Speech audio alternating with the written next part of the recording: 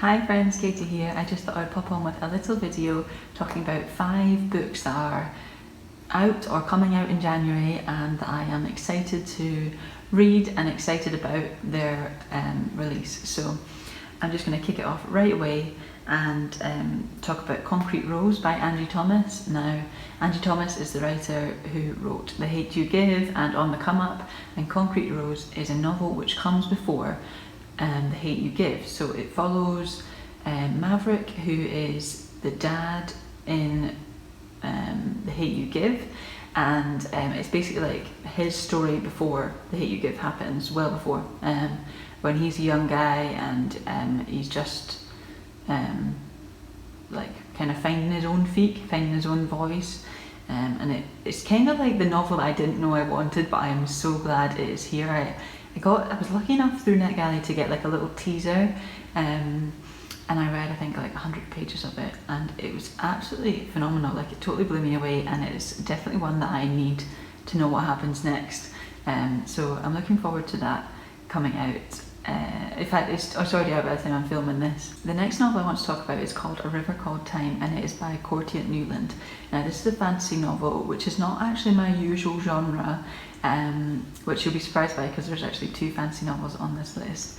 But I'm really excited about it because I just think it sounds phenomenal. Like, my friend Sophia posted a review on her blog of the novel. It's basically all about this arc where privileged people can go and live their life of luxury and privilege, meanwhile the rest of the world totally struggles. Sounds very like reality, so fantasy, it might just be inspired by reality, and I think it has links to like colonialism, like in its themes, links to colonialism and slavery, and those kind of darker periods in history. I believe so anyway, but I just think it sounds phenomenal. I've heard good things about Courtney Newland's writing in general. I think he wrote Small Axe, or one of the shorts that was released earlier this year. I didn't watch it because I have spoiled myself for novels by watching something else that person has produced before, watching or reading something else that person has produced, so I decided not to do that. But I will look forward to doing that after I have read A River Called Time.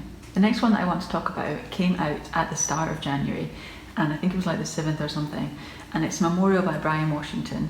Now, this was one that's been everywhere for months. Everyone has been talking about this and posting their reviews and stuff like that, and I just think it sounds lovely. Like, I've seen mixed reviews, I definitely have, but I just love the idea that it's, as far as I understand, it's a gay couple, and one is in Japan and one is in America, I think, and it follows their relationship and how they cope with long distance and how they cope with the different cultures, and I just think it sounds absolutely beautiful. I saw people getting the proofs of it, and it was coming in like a little takeaway box and stuff, and I just thought it was so nice.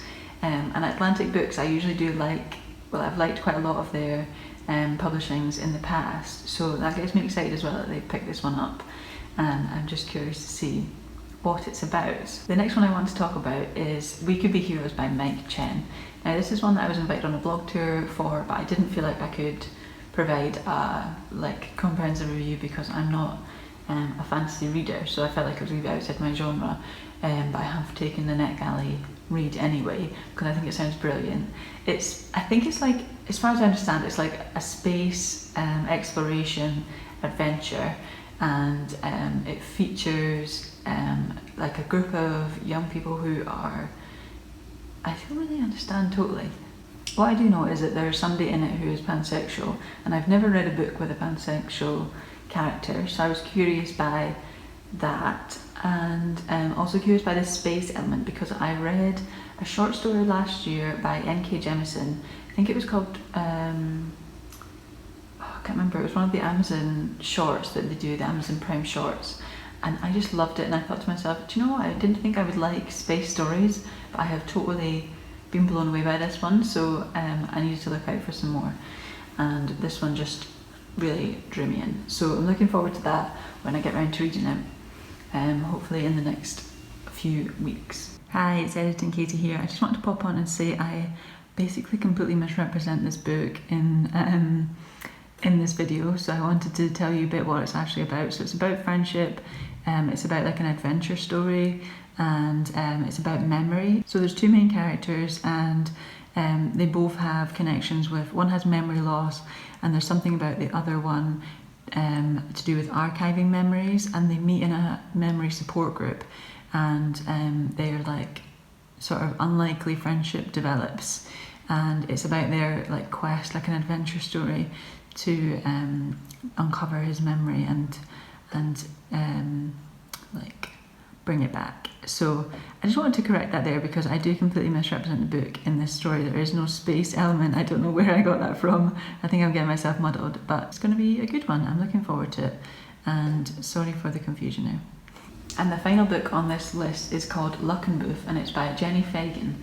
And I read The Panopticon by Jenny Fagan back in 2018, near the beginning of 2018, and it blew me away. It's like about her care experience, young person, and how she copes in like secure units and stuff like that.